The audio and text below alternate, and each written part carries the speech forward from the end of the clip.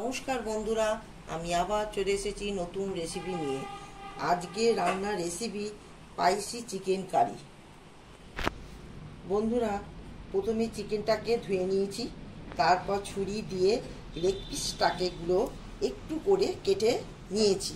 তারপর 3 চামচ টক দই, 2 চামচ পাতিলেবুর রস, আদা রসুন বাটা 2 চামচ, সর্ষের তেল 2 চামচ, ভাজা মশলা 1 চামচ, হলুদ লঙ্কা গুঁড়ো 1 চামচ, জল জিরা 1 প্যাকেট, 1 চামচ চাট মশলা, সব মশলা ভালো করে মেখে 1 ঘন্টার জন্য ফ্রিজে রেখে দিয়েছি।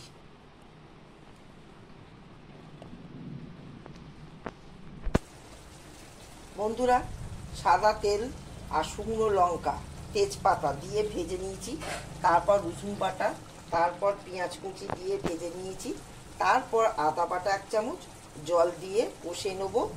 তারপরে টমেটো কুচি, সস 2 চামচ, আর ওতে দেবো চিকেনটাকে। এইবার দেবো স্বাদ মতো লবণ দেবো। এই যে দেখুন, চিকেনটা আমি কড়াতে দিয়ে দিলাম মশলার ওপর।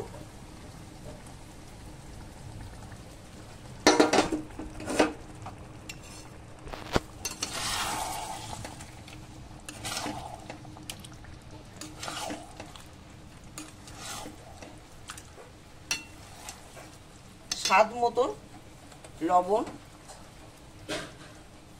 এর উপর দিয়ে দিতে হবে।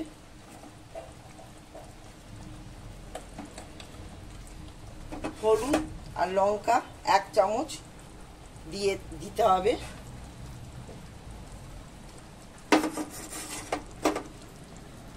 তারপরে দেবো চিকেন কারি মশলা 2 চামচ।